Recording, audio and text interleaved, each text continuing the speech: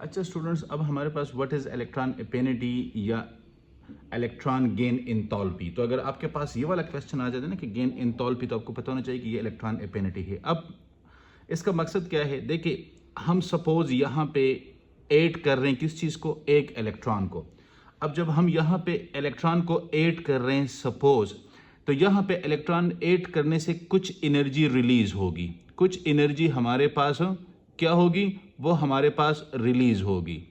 अब हम कहते हैं कि the amount of energy release when an electron is added to a gaseous isolated atom. जब एक गैसियस फॉर्म में, ये हमारे पास जो एटम है ये गैसियस फॉर्म में है और ये आइसोलेटेड भी है। क्या है? आइसोलेटेड भी है।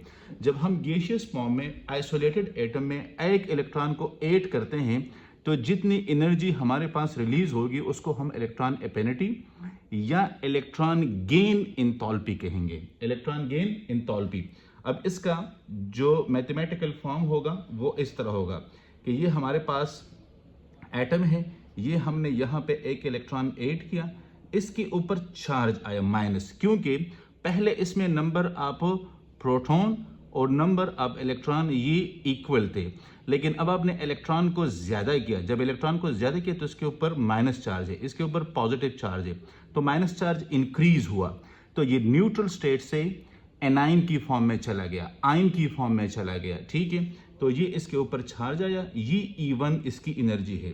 अब सिमिलरली आपने सपोज सेकंड इलेक्ट्रॉन को ऐड किया तो ये हमारे पास -2 आ जाएगा और ये आपके पास E2 हो जाएगा। अब अगर आप थर्ड इलेक्ट्रॉन को ऐड करते हैं तो ये आपके पास -3 हो जाएगा एंड ये E3 हो जाएगा। अब पैटर्न क्या है?